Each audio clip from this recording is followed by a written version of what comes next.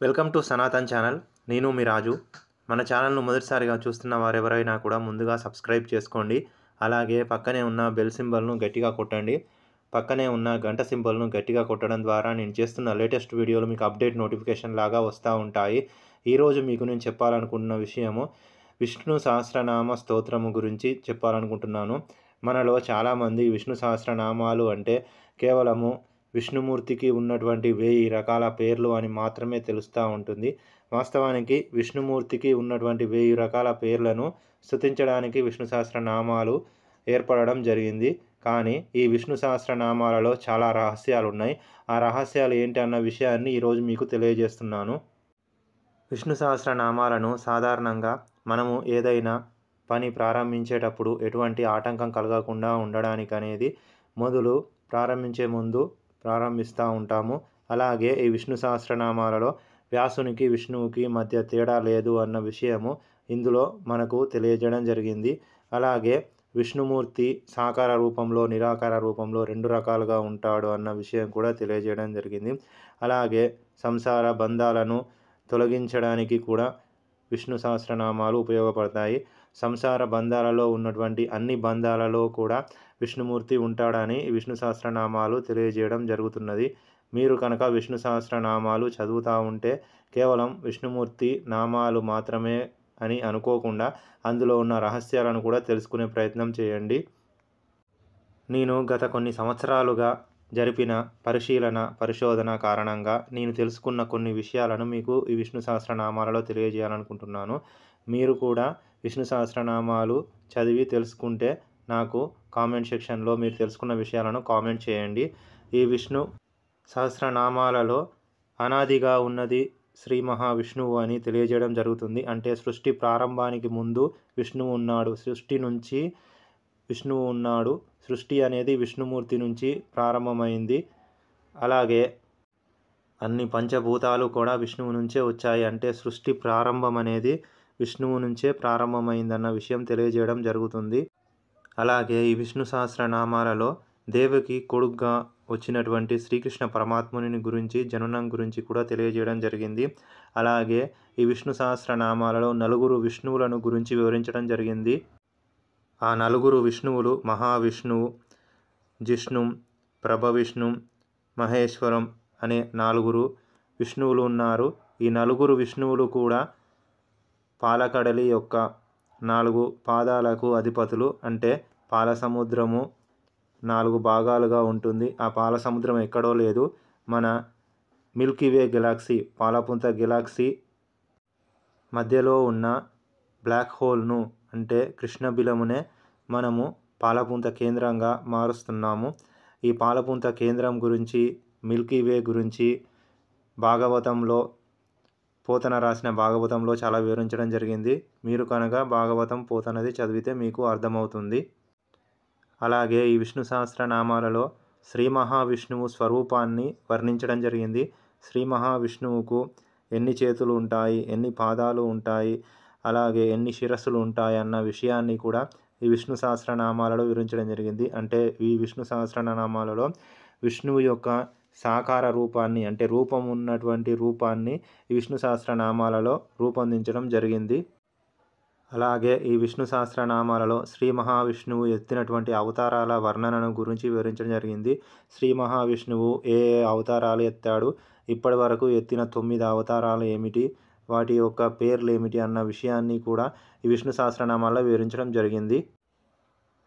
ఈ విష్ణు సహస్రనామాలలో సృష్టికి ప్రారంభము విష్ణువు అని అంటే మనము తెలిసినటువంటి రూపము ఏంటంటే కమలనాథుడు అనే పేరు ఉంది శ్రీ మహావిష్ణువుకు. అంటే నాభిలో కమలము ఉన్నది అన్న విషయము మనకు తెలుసు. ఈ విషయం తెలుసుకోవడానికి మనకు కేరళలో ఉన్న పద్మనాభ స్వామి ఆలయాన్ని చూస్తే మనకు అర్థమవుతుంది. నాభి అందు కమలము కలిగి ఉన్న అనంత పద్మనాభ స్వామి ఆలయము సాక్షాత్తు శ్రీ మహావిష్ణువు యొక్క స్వరూపమే. తన నాభి నుంచి కమలం రూపంలో బ్రహ్మదేవుడు జన్మించి ఆ బ్రహ్మదేవుడు సృష్టి రచన అనేది చేస్తున్నాడు. ఆ వర్ణన అనేది ఇందులో మనకు విష్ణు సహస్రనామాలలో వివరించడం జరిగింది.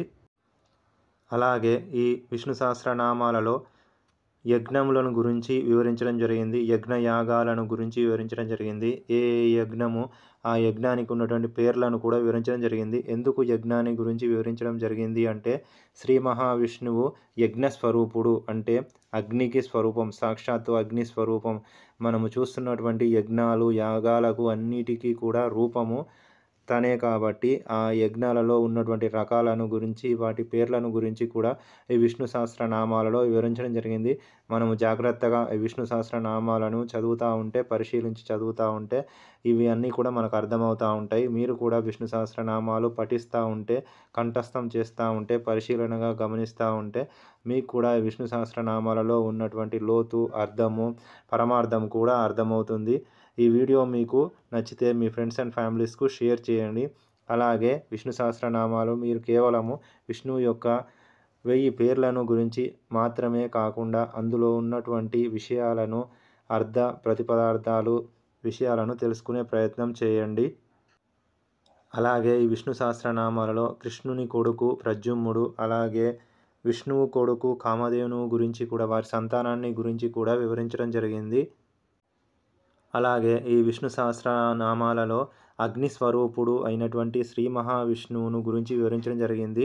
శ్రీ మహావిష్ణువుకు మరొక ప్రతిరూపంగా వచ్చిన అగ్నిదేవుని గురించి కూడా వివరించడం జరిగింది.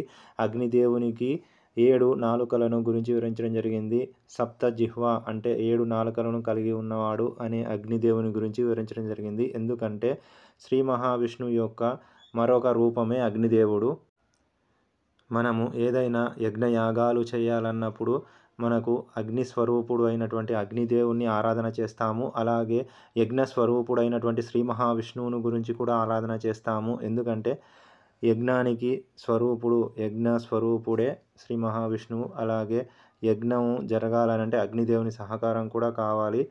శ్రీ మహావిష్ణువు నుంచి అగ్నిదేవుడు, అగ్నిదేవుడి నుంచి ఈ విధంగా మనకు యజ్ఞయాగాలు అనేది నిర్వహించడం జరుగుతుంది.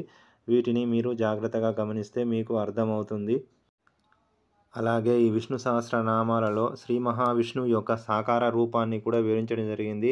ఆ సాకార రూపంలో శ్రీ మహావిష్ణువు యొక్క కన్నులను, ఒక కన్నును చంద్రునిగా, మరొక కన్నును సూర్యునిగా కూడా వర్ణించడం జరిగింది. అంటే ఈ విష్ణు సహస్రనామాలలో శ్రీ మహావిష్ణువు రూపాన్ని మన కళ్ళకు కట్టినట్టు ఈ విష్ణు సహస్రనామాలు చదివితే మనకు అర్థమవుతుంది. మిత్రులారా, మీరు కూడా ఈ విష్ణు సహస్రనామాలను జాగ్రత్తగా చదివితే మన మనసులో శ్రీ మహావిష్ణువు యొక్క రూపం అనేది మనకు చిత్రించడం జరుగుతుంది.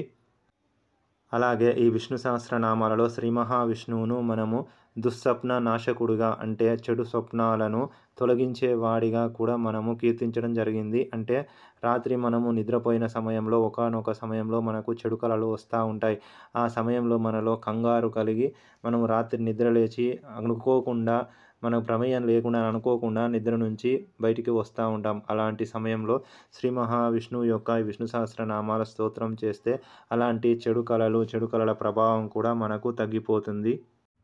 అలాగే మనము ఈ విష్ణు సహస్రనామాలను చదువుతున్నప్పుడు ఉత్తర పీఠికలో ఈ విష్ణు సహస్రనామాలు ఎక్కడి నుంచి ఉద్భవించాయన్న విషయాన్ని తెలుసుకోవడం జరుగుతుంది. వాస్తవానికి విష్ణు సహస్రనామాలు చదువుతున్నప్పుడు విష్ణు సహస్రనామాలు ఎక్కడి నుంచి ఉద్భవించాయన్న విషయాన్ని తెలుసుకోవాలి. అది చాలా ముఖ్యమైనది. ఈ విష్ణు సహస్రనామాలు అనేది మనకు మహాభారతంలో ఉద్భవించడం జరిగింది. ఈ మహాభారతంలో మనకు అర్జునుని నుంచి కొంత, అలాగే భగవానుడైన శ్రీకృష్ణుని గురించి కొంత, వ్యాసుని గురించి కొంత, అలాగే పార్వతీ పరమేశ్వరుల నుంచి కూడా కొంత, బ్రహ్మదేవుని గురించి కూడా కొంత, ఈ విధంగా కొద్దిగా భాగం అనేది సంజయుని నుంచి కూడా కొంత, ఈ విధంగా మనకు ఈ విష్ణు సహస్రనామాలు మహాభారతంలో ఉద్భవించాయి. మీరు కనుక వ్యాసుడు రాసినటువంటి మహాభారతాన్ని చదివితే ఆ మహాభారతంలో ఈ విష్ణు సహస్రనామాలు ఎప్పుడు ఉద్భవించాయి, ఎవరి నుంచి ఈ విష్ణు సహస్రనామాలు వచ్చాయి, అసలు విష్ణు సహస్రనామాలు యొక్క ముఖ్యతనము ఏమిటి, అందులో ఉన్నటువంటి గొప్పతనము ఏంటి, విష్ణు సహస్రనామాలలో ఉన్నటువంటి రహస్యాలు ఏమిటి అన్న విషయం అనేది మీకు మహాభారతము, వ్యాసుడు రాసిన మహాభారతము చదివితే అర్థమవుతుంది. అలాగే ఈ విష్ణు సహస్రనామాలను కూడా మీరు పరిశీలనగా గమనిస్తే, మామూలుగా కాకుండా పరిశీలన గమనిస్తే మీకు నేను తెలుసుకున్న విషయాలతో పాటు ఇంకా మీకు ఎన్నో విషయాలు అనేది తెలుసుకోవడం అనేది జరుగుతూ ఉంటుంది. ఈ వీడియో చూస్తున్న ప్రేక్షకులకు నేను చెప్పేది ఒకటే, మీరు కనుక విష్ణు సహస్రనామాలు చదువుతూ ఉంటే పరిశీలనగా చదవవలసి ఉంటుంది. ఎందుకనంటే ఇప్పుడు మనము సైన్స్ అండ్ టెక్నాలజీ అని పోకడలో ఉన్నాము. ఆ సైన్స్ అండ్ టెక్నాలజీకి పూర్వమే మన వేదాలు, పురాణాలు, ఋషులు, మునులు ఆ గ్రంథాలలో లిఖించడం జరిగింది. భాగవతము, రామాయణము, మహాభారతములో ఎన్నో విషయాలను వివరించడం జరిగింది. ఇప్పుడు మనము చూస్తున్నటువంటి మిల్కీ వే పాలపుంతను కేంద్రంగా ఉన్నటువంటి బ్లాక్ హోల్ను మనము గురించి తెలుసుకోవడానికి ఎన్నో ఇబ్బందులు పడుతున్నాము. కానీ అలాంటి బ్లాక్ హోల్ గురించి పోతన రాసినటువంటి భాగవతంలో చాలా వివరంగా వివరించడం జరిగింది. బ్లాక్ హోల్ సెంటరు కృష్ణబిలము ఏమిటో కాదు, సాక్షాత్తు మేరు పర్వతం. ఆ మేరు పర్వతాన్ని ఆధారం చేసుకొని దేవతలు, రాక్షసులు కలిసి సాగర మదనం చేస్తున్నారు. అంటే సముద్రాన్ని సాగర మదనం చేస్తున్నారు. ఆ సముద్రం ఏమో కాదు, పాల సముద్రం. పాల సముద్రం అంటే అక్కడ ఉన్న పాలు కాదు, తెల్లటి కాంతి. తెల్లటి కాంతిని మన పండితులు అయినటువంటి పోతన గారు తెల్లటి కాంతిని పాల సముద్రంలాగా మామూలు ప్రజలకు అర్థం కావడానికి అలా వివరించడం జరిగింది. ఇంకా మీరు పోతన రాసిన భాగవతం చదివితే మీకు పూర్తిగా అర్థమవుతుంది. పోతన పెద్ద పండితుడు కాదు, కానీ ఆ పోతనను తన భక్తుడుగా ఉన్నటువంటి పోతన గారు తను ఆరాధించేటువంటి శ్రీరాముడే తనను శ్రీకృష్ణుని యొక్క కథలను వివరించడానికి, భాగవతాన్ని రాయడానికి తనలో సంకల్పాన్ని తీసుకొని వచ్చాడు. శ్రీరాముని భక్తుడైన పోతన గారు భక్త కవిగా మారి సాక్షాత్తు శ్రీకృష్ణ లీలలను వర్ణిస్తూ భాగవతాన్ని రాశాడు. అలాంటి భాగవతంలో మనకు ఎన్నో శాస్త్ర సాంకేతిక విషయాలు ఎన్నో ఉన్నాయి. ఇప్పుడు మనము అనుకుంటున్న బ్లాక్ హోల్ విషయం కూడా ఉంది. ఈ వీడియో మీకు నచ్చితే లైక్ చేసి, షేర్ చేసి, కామెంట్ చేసి, సబ్స్క్రైబ్ చేయండి.